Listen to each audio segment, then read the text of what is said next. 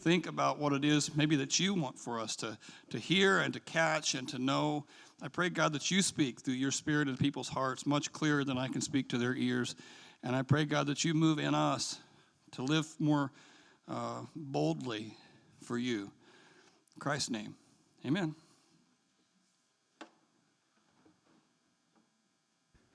Well, welcome to Mount Pleasant. We are glad that you're here.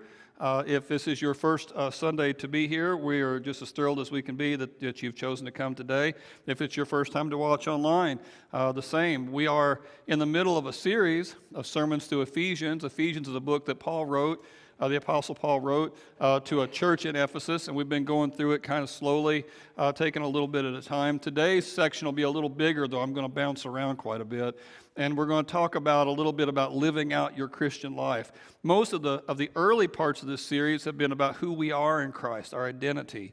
What's the truest thing about you? But now we're kind of shifting into more of a, how do you live this life that he's called us to live? If we are really his sons or his daughters, then how do we live in a way that makes him look good, that makes him shine, that makes him the Lord that we say that he is? And so that's kind of what we're into today. So if it's your first Sunday, it's kind of a shift in tone from what we've been doing, but it's important stuff. It's important stuff. And as we get into this thing, hopefully it makes sense about how timely this all is. Because I think as Christians, sometimes we lose the narrative on some of this stuff.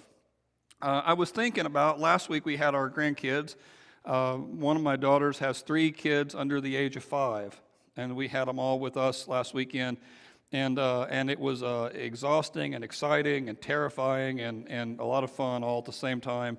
And it reminded me, with the youngest, we played a game, and it's a game that probably is the first game that you ever played. When you were a kid, just brand new, probably the first game that you ever played. And it's not a hard game. One person, usually the older person, will cover their face, and then you show it to them after a second or two of a pause, and peekaboo, and then they see you, and they're excited. As they get older, they might actually try to pull your hands away so they can see your face quicker. And they get a little older still, they might even cover their own face and try to think they're hidden from you and try to let you see them that way. And it's a fun game, I suppose, with a little guy. Probably not as much fun when they get older. But for the age kids that I had, it was a lot of fun to kind of tinker around with and to play. Psychologists will say it's an important game in a kid's development. I was reminded of that reading this week and something that it's an important game for them they learn some things just in playing peekaboo with the adult. They learn that the adult might be gone for a while, but they'll always be right back. You know, they learn there's some security there. They don't always have to have the adult looking at them to feel like they're okay. It teaches the kid that it's okay to kind of cover themselves up a little bit, that they can kind of hide their face for a moment, but that you'll be there, and that you won't run away and leave them, but that they can cover their face, and that you're still going to be there afterward. It teaches them that it's okay for them to pursue their own thing. As a psychologist say, that it really does a lot of good for a kid to play this game when they're young, because kids, when they're young, don't ever hide their face at all.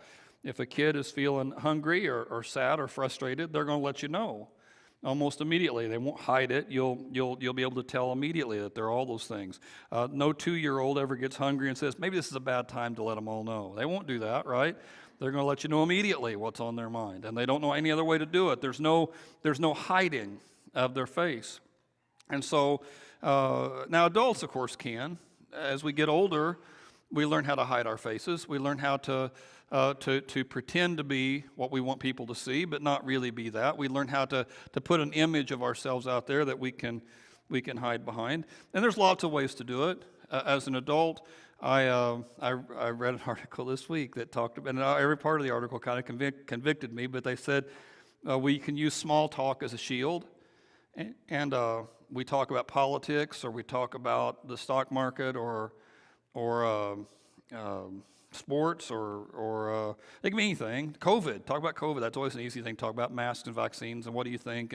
And you'll have this lively conversation. You're talking about stuff, and the conversation goes pretty smoothly, but you've revealed nothing about your heart, and you don't really know anything about the other person's heart either. You're just talking. We can do it with humor. Some people like to make a joke about everything, and I can do that in my worst moments and just be teasing and all sarcasm and all jokes and all whatever else. And again, the same deal. It might be amusing to be around that, but it's not making you any closer to that person. I mean, it's a way to hide yourself, and that was convicting. Even church stuff. We can use church language as a way of shutting down conversation. I'm not saying that anybody does that on purpose. I don't think I do it on purpose, but it can be an effective way. Just really super spiritualize something as a way to shut the conversation down. You may have had a hard time about something last week, and it could be anything.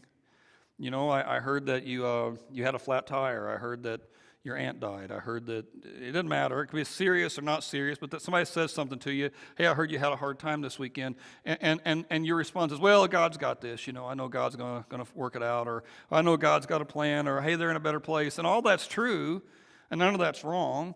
But it's a way to end the conversation. You know, so you don't have to tell the person, yeah, and I'm really struggling with all that. You know, I'm really dealing with something, because we use our language as a way to hide ourselves. And with this game, there's this fear for some people that they're never going to be able to totally be open with somebody else. The ironic part of all of it is that most of us think of ourselves as straight shooters. Most of us think of ourselves as being, hey, what you see is what you get and all that kind of stuff. But at the same time that we say all that, we've learned how to hide ourselves a little. We've learned how to disguise some of what we really think and what we really do, and hide behind who we hope people see us as rather than who we are. And again, that fear that if anybody could really ever see us, they wouldn't dig it that much.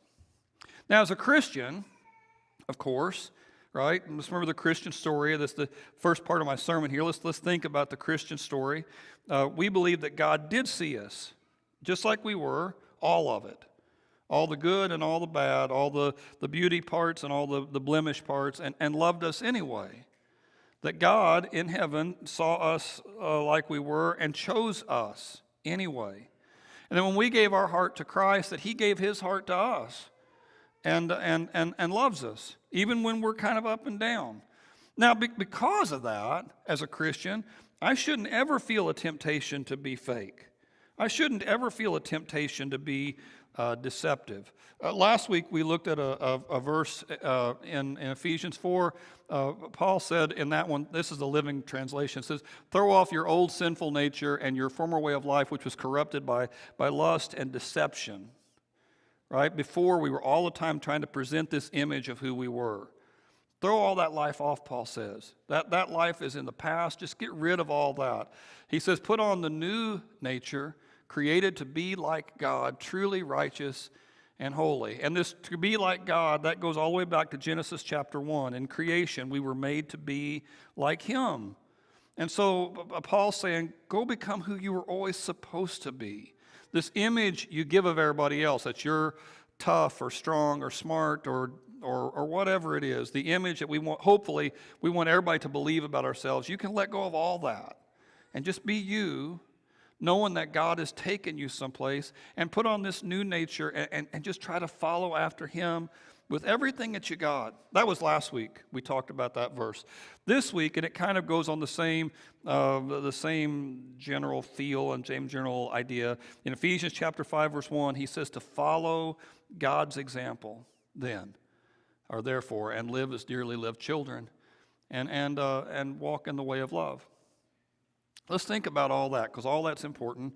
Follow God's example. The word follow is a Greek word we get the word mimic from. Imitate, right? Again, a kid's game is to imitate. You'll make some funny noise, and they make the noise right back to you, or you say something, and they say it right back. It's a kid's game, but that word mimic, to imitate, you look at what God does, and then you do it. You look at how God is, and then you become that sort of person. You follow His example. And not just that, but he says, but as dearly loved children, you want to walk in the way of love, or to live a life of love, right?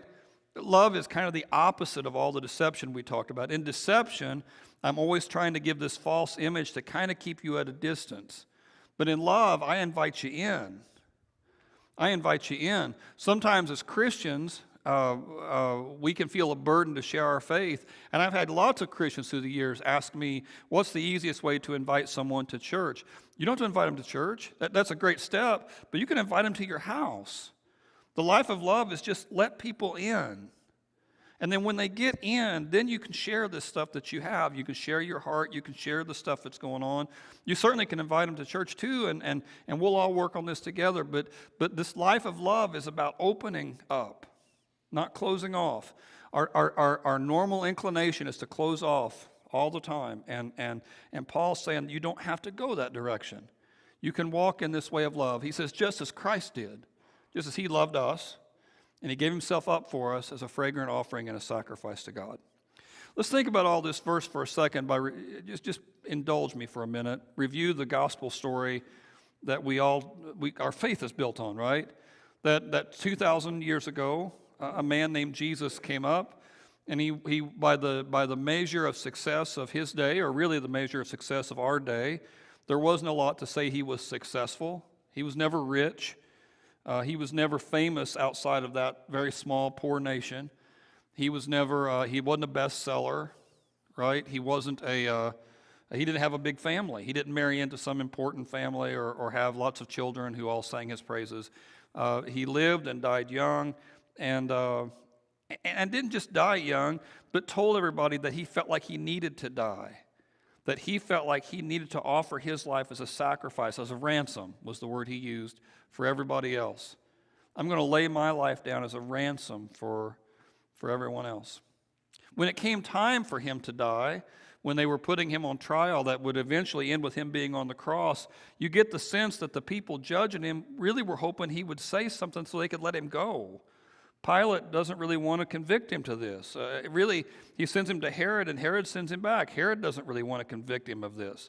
They don't really want to put this guy on a cross. And even when he's on the cross, his enemies are saying things like, won't you come off the cross, then we'll believe. You're a miracle worker. Won't you come down, and then we'll all know it's true. And he just won't take that bait. He believes that he has to die, and he does. And if that was the end of the story, you almost certainly never would have heard of Jesus. His teaching, while it's powerful, is not powerful enough that probably you would have heard of it if it hadn't been for what happened next. Because just a few days after he died, his followers said he was back. And not just back like somebody crawled out of the grave all bloody and broken, but he was healed. He was like the old Jesus. He had scars, but except for those scars, he was back. And they hung out with him for 40 days, and he gave them a commission to go tell the whole world about it. And all of those guys did. The original dozen people or so who were in charge of his church went out and told everybody about it. And all of those dozen of people, they all died poor. They all died, a lot of them died executed. A lot of them died in trouble and through persecution. I mean, none of them ever became a big deal. They spent the rest of their life losing everything on Jesus' behalf. And it's in that context, right, that Paul puts this up here. Follow God's example. Follow God's example. Live a life of love just like Christ did. Now, it should make a person, if you're thinking about this, ask, well, why would you want to do that? And there's a couple reasons. I mean, first of all, while you certainly might lose opportunities and finances and power, the trade-off of that is that you'll be rich in relationships. And at the very end of your life, when you're on your deathbed, you're not going to care as much about the other things. You're only going to care about those people who are with you then, who love you. You know, it's the way that we love on people and build them up that really determines what kind of life we've lived. You've heard this illustration before, but if I were to ask you who was the best actor of last year on the Oscars, or who won the World Series 3 years ago, or you would have a hard time knowing those famous things. You'd have to think about it. But if I asked you who has poured the most into your life, who do you know would take a bullet for you right now? Who do you know that would do whatever you needed to help you succeed? Those names pop into our minds very fast. And it's love that really opens doors. It's love that really transforms lives, and those guys realized it. But it wasn't just that. because of Jesus' example and because of his resurrection and because of his ascension, they believed that following his path will lead you to heaven. Following his path is going to eventually lead you into God's presence. It's the way your life was supposed to be lived. And so let's do it. To be like God. This was the calling that we all have. And to be the person you were always supposed to be. It was just a magnetic call to the early church. It continues to be a magnetic call to a lot of people today. There are a lot of people still who are hungry for that transformed kind of life. Now, I should mention, it's hard to do it.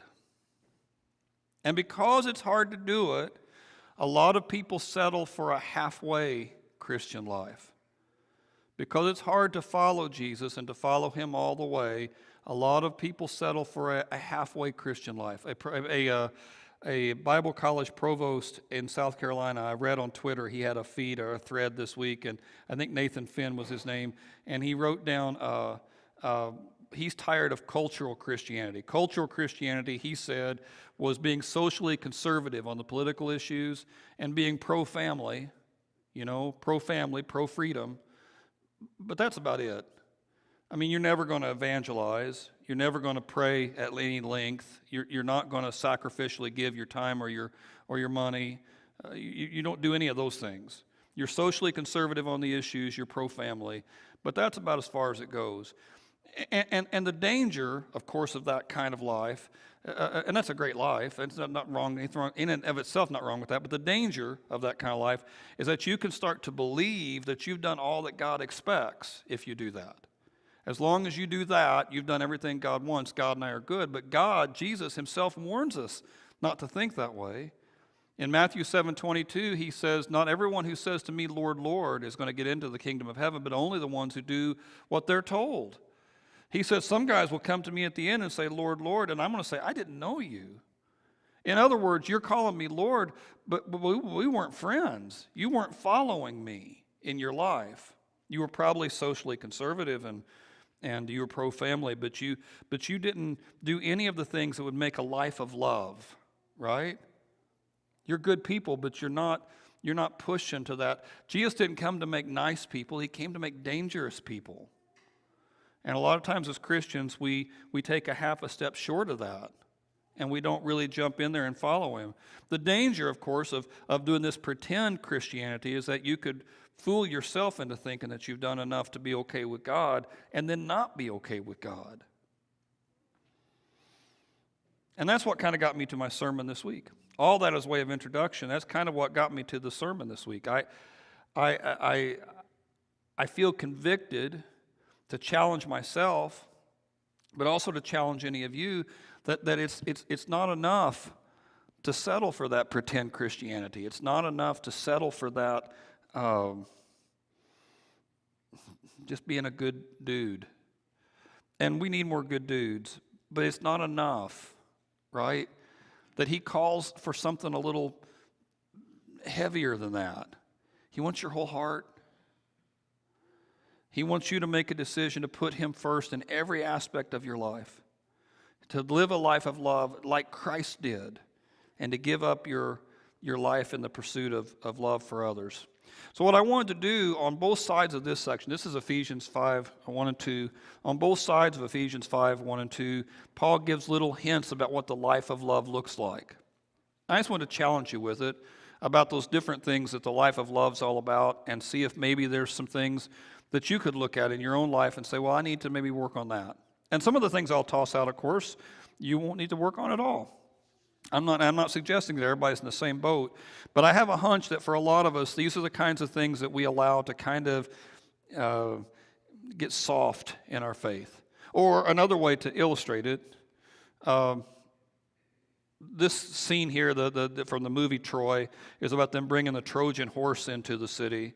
The Trojan horse was from a poem called the Aeneid, written by Virgil, right about the same time Jesus was born, maybe 20 years before Jesus was born. And I don't know that Jesus ever read it, Jesus stayed in that little poor country his whole life. He may or may not have read it, but it was very popular in Rome and Roman circles. It was a very popular book, immediately popular there. Paul probably read it. And this notion of a Trojan horse would have been an easy metaphor that a lot of people in Jesus' day would have understood. If you don't remember the story, just real quickly, the Greeks besieged the city of Troy for 10 years. For 10 years, they couldn't get into the walls of Troy.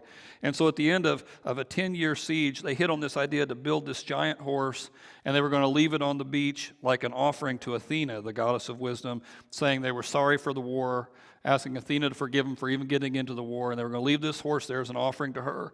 And then all the Greek ships sailed away. And when the Trojans on their wall saw the Greek ships sail away, they come out to look at this horse. And the Greeks left one volunteer there with the horse. And he told them, the volunteer did, this has been left for Athena. It's an offering. And it needs to stay right here on the beach. Don't you dare take it. In fact, they made it so big so that you wouldn't even dream of taking this horse into your... So it was like reverse psychology with the Trojans. Don't you take this. I mean it. And of course, then, well, we're taking it. So they take the horse into the city. And inside the horse, there were 30 soldiers. Ulysses was in the horse, and there was a bunch of other soldiers there in the horse. And at night, when everybody went to sleep, they came out and they killed the guys at the gate. The Greek army sailed back under the cover of darkness, and they invaded the city, and that was the end of the war. And Trojan horse became like a metaphor for any time you let people into your defenses.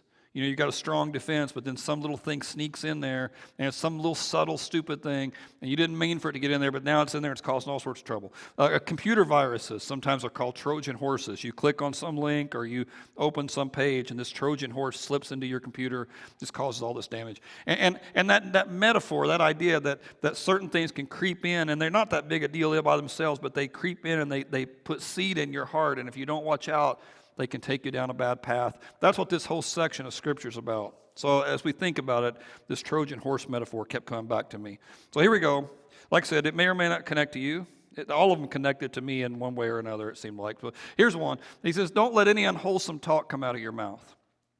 Unwholesome is another, like rotten. Don't let any rotten talk come out of your mouth, but only what's helpful for building other people up according to their needs so it can benefit those people who listen. Don't let any unwholesome, certainly talking about obscenity here, a foul language. He's talking about that for sure, but it's not just obscenity. It's not just saying bad words. It's putting people down.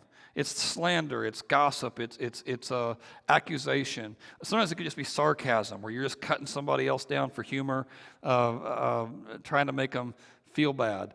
I heard about one family that made a decision on one night of a week, they were going to have a sarcasm-free zone. And they were a family that did sarcasm pretty easy, I guess, and they made a decision for one night, we're not going to do that. We're just going to, anything we say is picking people up. That was their whole idea. One night. One supper. They didn't make a whole night. Just one supper. While we're all around the table, you've got to be encouraging. If you say anything at all, it's got to be encouraging. And at first, it was kind of a trick, and they're kind of joke. It became a joke, too. They're, you put $1 in the jar kind of a thing. Oh, no. But they're working at it, kind of be. And what they found is that it kind of became the night they all looked forward to. And then this weird thing happened. The kids started bringing other kids to dinner that night. And the other kids never had experienced it either. It's just we never really do that as Americans. We're all the time taking little digs at one another. We're all the time pushing people around. We're all the time jumping into things we shouldn't. And Paul says, man, don't be that way anymore. Talk in such a way that you're going to benefit. In fact, again, it's literal, that you're going to give grace to people. Just in the way you talk, you're going to lift them up. I don't know if this will be anything that connects to any one of you, but it's some advice that I've given to people over the last couple of days. It's come 2 or 3 different times in 2 or 3 different conversations. As dads, I mean, especially if you're a dad of few words, you really have such power in this thing. You can't even imagine. And if you see your kid and say, I'm proud of you, what you're doing there. That's the right thing. I just want you to know it. That's all you got to say. You don't got to go on and on. Just, I'm proud of you. There are some grown men in here who have never heard their dad say it. And there are certainly some people in here who can remember their dad or their mom at one time saying, I'm really proud of what kind of person you're becoming. Or I'm really proud of this choice you made. Or I think you're exactly the kind of kid I hoped I'd have. You just can't imagine the power something like that has. And I challenge you to do that. And that's what Paul's saying here. And again, maybe it's something you already rock at, but it's not something I rock at all the time. So I want to get smarter about that. Paul goes on, another way you can imitate Christ. Because actually, back on this verse, Christ did this all the time. Christ was all the time seeing the best in other people. And if we're going to imitate him, then we have to do it too. Okay, second thing, he says, in your anger, don't sin. And don't let the sun go down on your anger. And don't give the devil a foothold. There's two or three things that are powerful about this verse. Paul says anger it's a Trojan horse. It has such a power. If you allow yourself to brood on your anger and really, really cultivate that, it just causes such damage. You know, when we were kids, we might find a gravel pile or a dirt pile, my brothers and I and a few other kids in the neighborhood, and play King of the Mountain. That was a fun game. And one guy could get on top of the hill, and you try to knock everybody off and stay up there as long as you can. And you were fine as long as somebody couldn't dig into the hill. But if anybody could dig into the hill, they were going to take you off. You know, as long as it stayed slick, you could stay up there a long time. And when you give the devil a foothold, when you allow yourself to just be angry all the time. And this is one of those things as Christians, a lot of times we excuse with each other. You know, somebody's kind of always got a little bit of a temper going, and, well, that's just how I am, you know. Just how I am, you know, deal with it. Maybe you're just too sensitive. I just call them like I see them. And that's not who we're supposed to be. That's not how we're supposed to act. That's not how we're supposed to come around. He says, in your anger, don't sin. Now, it could translate, this one can translate, be angry, but don't sin. And I think that's a bad translation. I think literally you can make the argument that that's what it's saying, but I think it's a bad argument because in just a couple verses later, he's going to say, get rid of all anger. Just get rid of all of it. I don't think as a Christian we should allow ourselves to cultivate that kind of stuff. And I've known a lot of Christians through the years who could get so ticked off about political issues or issues about local stuff going on or some very small point of theology, and they want to argue it. And if you don't agree with me on the end times, or you don't agree with me about people's roles in the church, or you don't agree with me on this, and just this huge argument about something truthfully that is so small. And as Christians, they take such pride, a few of them, in their anger. Well, I'm just angry because I'm passionate. No, you're angry because you're a dork. I mean, that's not, you're allowing it to get out of hand. And the Bible's real clear about this thing. We're not to be that way. I mean, Jesus certainly got angry occasionally, and you're going to too. I mean, some of it you can't control. It happens before you know it. But when I think about my own life, most every heartbreaking decision I've made where I've said something, there was anger behind it. And I just got to get smarter about that. Learning how not to cultivate it, learn how not to stew over it over and over again. And it's not that hard. Just go do something else. Tell the people around you, I don't want to be this way anymore. And have them hold you to account and just start being relentless about it. If you're so busy you can't help but be angry, then you're too busy. Make a little less money, work a few less hours, do whatever you have to do. We just aren't made to be that way. Now, the reason why so many of us do that is it feels good to be angry. It feels like you're powerful. It feels like you're not going to take anything from anybody. It feels like you're going to get your way. But it's not the life of love. And anybody that you're really counting on to do something important for you, you hope that they're not an angry person.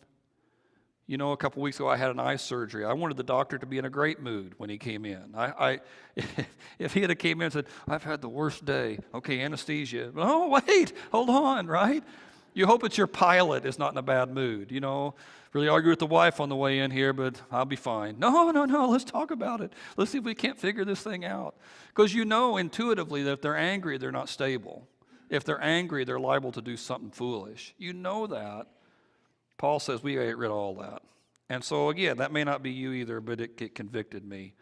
Paul says don't get drunk on wine, which leads to debauchery. It's a lifestyle of being drunk. But instead be filled with the Holy Spirit. You could read this as if he's saying it's competitive. When you allow yourself to be drunk all the time, you will not be filled with the Spirit. I'm not sure that's a bad reading. I think it does war with your ability to feel God's Spirit. And being drunk at some level can be kind of a spiritual ecstasy thing of its own, but it's a spiritual ecstasy thing of its own that takes you away from God. Paul says just don't do that. Now, Paul does not say you can't ever drink. of course. Paul does not say Jesus drank wine. Paul apparently drank wine. He's not saying it's wrong to ever drink. Just don't let yourself get drunk. He said drunk people are stupid people. Well, he didn't say it, but I'm saying that. But that's the implication. Drunk people are stupid people. People who are drunk all the time will make stupid decisions, and you're better than that. Don't do that.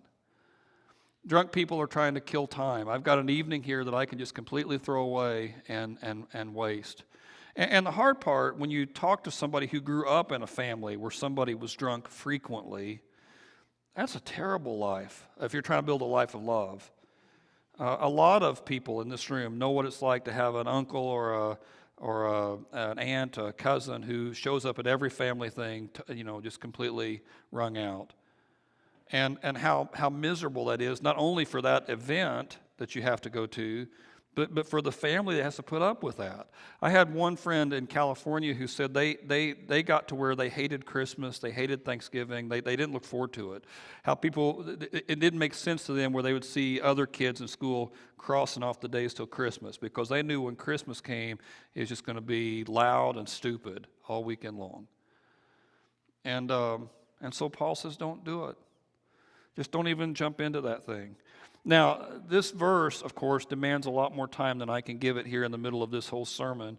And the hard part about this thing is if you're caught in this particular thing, some of the other stuff you can handle on your own if you choose to do it. But on this particular thing, if you feel like it's already become a problem area, or if you're married or have someone in your family that it's already a problem area, you're probably going to have to get help. You're probably going to have to ask somebody else. You're probably going to have to open the door a little bit to let people see you. It's funny with this peekaboo illustration. This one, as much as anything else, we tend to want to keep kind of hidden if it's a problem. If it's a problem, we're not comfortable at all sharing that. That's why in Alcoholics Anonymous, they make you start with that. Hi, my name is Jeff, and I'm an alcoholic. They make you start right there, being honest about it. There's something in us that wants to hide that we have any dependence at all. But if that's you, if that's something you struggle with, can I challenge you to be bold and get some help? And we'll be there. I'll be there for whatever I can do to help you out, and there's others who will too. But take advantage of the church here. Take advantage of your friends to start making some changes, because it will conflict with your ability to feel God, and it will conflict with your ability to live a life of love. Paul goes on. This is the last verse we'll look at here. This is the verses right after the verses we looked at earlier. He says to imitate God and to live a life of love just like Christ did. And there shouldn't even be a hint among you of sexual immorality or of any kind of impurity or of greed, because these things are improper for God's people. This powerful stuff, this verse here, not even a hint of sexual immorality. I could do a whole sermon just on that phrase. There should not even be a hint of sexual immorality. It's really hard in our culture to do anything in the area of entertainment without getting at least a hint of sexual immorality. It's so easy on your phone or on your computer or on the television to get into things you shouldn't. And the music we listen to can be really provocative. It's just hard to do anything that doesn't give you at least a hint of sexual immorality. It's really hard. But Paul says it's not going to be, again, this Trojan horse thing, it's not going to take us where we want to go. You allow some of that stuff to get into your heart, and it will take you some places you're not going to want to be. It has a way of changing us. If the alcohol thing is one thing that we want to keep hidden, this certainly is one thing that we don't ever want to admit. But it's one thing we excuse. There's a lot of men who will say that, I'm a man, I can't help it. It's just one of those things that I do, or it's not a crime to look, right? But for the person who's standing there with you while you're looking, you're crushing them. And when we talk about living a life of love, it's very hard for a person who has completely allowed themselves to indulge every impulse they have to look at stuff, to say that person also respects women, to say that person also has a high view of other people. Lust is as selfish as you can be. It's the opposite of love. It takes, it uses, it by definition oppresses. And we're not to have any part of it in us. And again, I don't know what all a person would struggle with here. I don't know what all a person deals with, but it's one of those things as our culture, we even change our language. We even change our language to make it. If you see the words sophisticated or mature or gentleman in advertising, it's almost always for this kind of crap. Isn't that weird? I mean, even the language we use, we try to minimize what kind of a big deal it is, and to say that people who choose to go into that, they're more mature, they're more sophisticated, it's just crazy. And our culture on this issue, as much as any other issue, is broken. And like I said, I could do a whole sermon just on that area. Not even a hint of sexual immorality. But that's not all the sentence here. He says, not even a hint of sexual immorality or of impurity. So not even a hint of impurity. All the other stuff we've been talking about has been impurity. The unwholesome talk, the drinking too much wine or beer, the anger, all that's impurity. All of that's impurity. Not even a hint of it.